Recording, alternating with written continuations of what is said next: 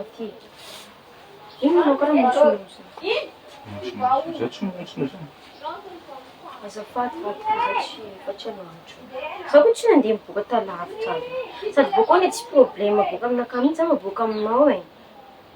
Eka zao diso eka, zao fa mifonafona zao fa diso. Zany foana boka anao rehefa ohatra anao mitratra.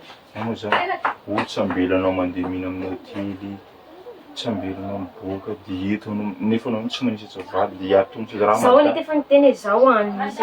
Ramadan zany fa hitanao mosary eto Ka anao ny tia vandy aminay ke manaraka aza mavandy fona zao. Avia. Avia coca-cola alohanao fa tsy ela vary domazana.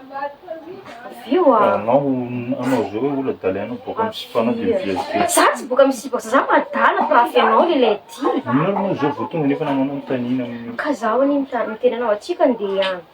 Mora mora zao miteny anao zany andeha ihany atsika maray. Namanao masika zao mijery namanao tonga fa miaro anao, namanao koa nina. Mandeha ihany atsika maray. Dia anao fotsiny tsy mila mijery. Mandeha any amparovana solomaso mainty anao sao dia efa anano tompy-maso aminazy aza tenenina hoe miaraka atsika fa tonga dia tratrariko izy amaray hoe nifosany tsoro ny tananakà marina hoe niaraka nareo roa. Fa raha zany ndraiky mahay nareo roa miaraka. Mahazo anareo fa mavia. Mavia. Atotro anty mihitsy anao. Aza menimena fa tsy ela vary dia masaka. Nanao koa ny masaka nareo. Vita efa nga aja olo fa mitambitamby mbo zany fo.